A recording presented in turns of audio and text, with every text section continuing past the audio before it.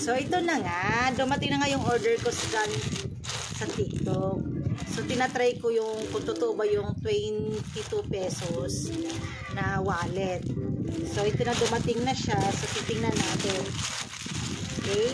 Papakita ko sa inyo ha, na 22 pesos lang talaga yung binabayaran ko.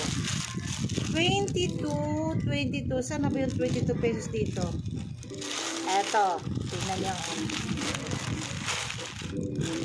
Eto.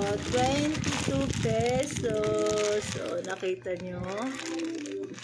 Ayan o. Ayun o. 22 pesos. COD 22 pesos PHP. Diba? So, 22 lang siya. So, titignan natin kung anong laman ito. Kung legit ba na-orderan ko dito.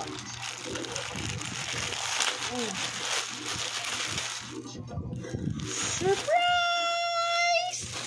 Wow! Wow, legit nga siya. Wow! See, na-order ko ng 22 pesos lang po ito. Oh. Wow! Oh, see? Ang ganda! Oh, may hawakan pa. Diba? Oh. Oh, kita nyo. Oh, kita nyo. May mga lagayan pa ng mga cards. Coins. Imagine, guys. Nakuha ko to sa halagang 22 pesos only.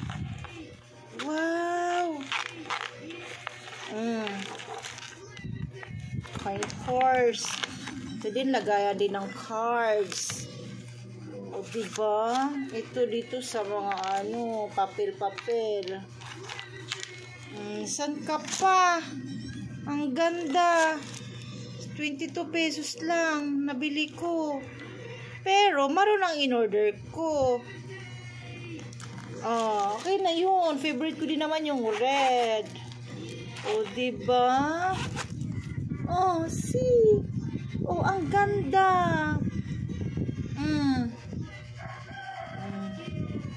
Panis. Diba? Kung gusto niyo mag-order sa TikTok, chat niyo ako. Diba? Ganda, no? Ang ganda, no? 22 pesos lang yan, guys, ha? 22 pesos. San ka pa? Ang ganda, promise. Bye!